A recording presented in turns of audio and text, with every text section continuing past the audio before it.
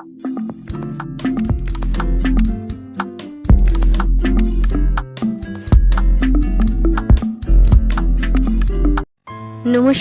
আমি শ্রীমান্তিকা।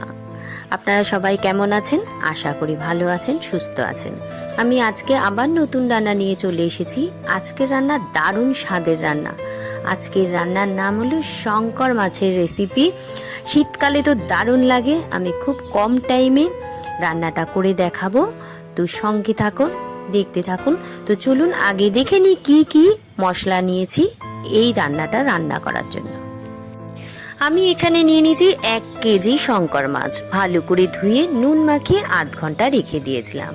আর এখানে নিয়ে নিয়েছি মশলাপাতি। মশলা নিয়ে নিয়েছি জিরে গুঁড়ো, 4খানা পেঁয়াজ কুচো করে নিয়েছি, 10-12টা কাঁচা লঙ্কা, হলুদ গুঁড়ো, কাঁচা লঙ্কা পেস্ট, আদা পেস্ট, ধনেপাতা কুচি, টমেটো কুচি, ওখানে 2টো টমেটো নিয়েছি, রসুন পেস্ট, ধনে গুঁড়ো, নুন, কড়াইশুঁটি। এই নিয়ে আজকে রান্না করব শঙ্কর মাছ। আমি এখানে কড়াটা বসিয়ে নিয়েছি। এখন আমি এর মধ্যে দিয়ে দেব 200 গ্রামের মতো সর্ষের তেল। তেলটা একটু বেশিই দিতে হবে, কারণ এতে কোনো জল দেব না, আমি তেলেতেই মাছটাকে রান্না করব। তেলটা জ্বলে গেছে, 1 তেজপাতা, গোটা গরম মশলা আর গোটা জিরে দিয়ে দিলাম। একটু ভাজা ভাজা হলে 1 কেজি মাছটা পুরোটাই এখন এর মধ্যে ঢেলে দেব।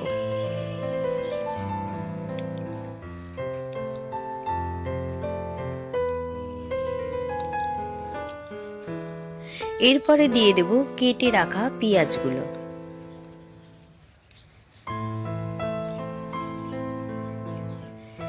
এরপরে দিয়ে দেব 2টো টমেটো কুচো করে রেখেছিলাম, সেগুলো দিয়ে দেব।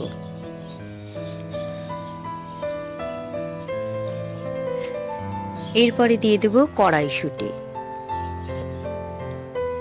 এরপরে দেব রসুন পেস্ট।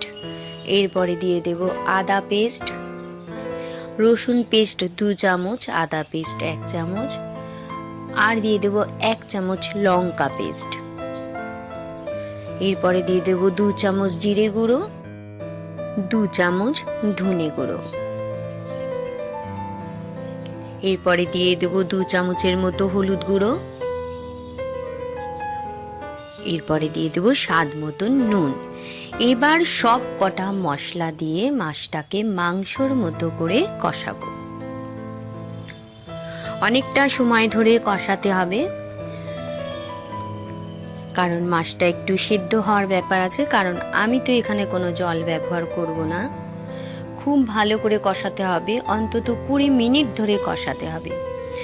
জল ছেড়ে দিয়েছে, এখন আরো ভালো করে কষাতে হবে যতক্ষণ না জলটা শুকাবে।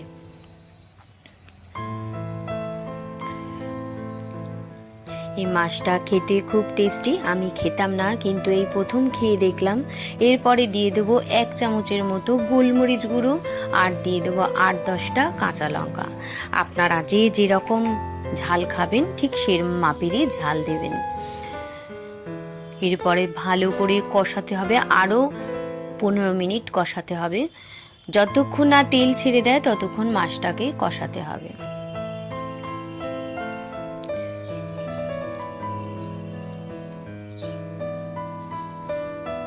আমি মাছটা রান্না করার পরে খেয়ে দেখেছি, খুব দুর্দান্ত খেতে।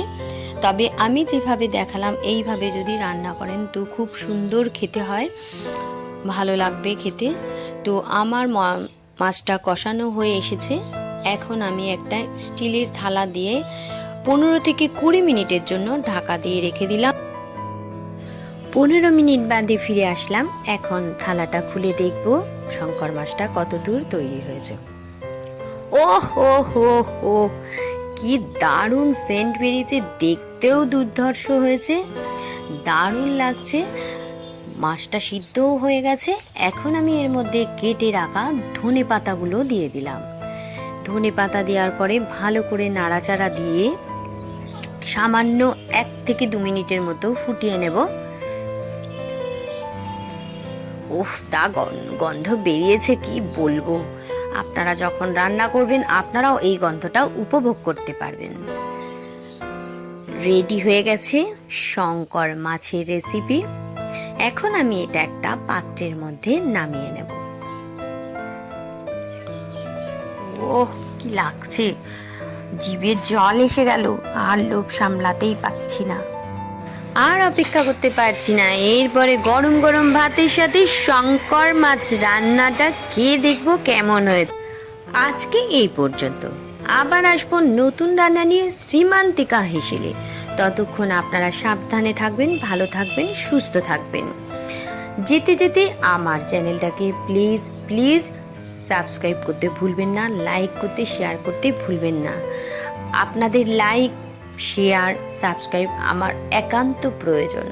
তো আজ আসি, আবার আসবো নতুন রান্না নিয়ে। ততক্ষণ আপনারা সাবধানে থাকুন। Tata, bye bye. আপনাদের সবাইকে অশেষ ধন্যবাদ।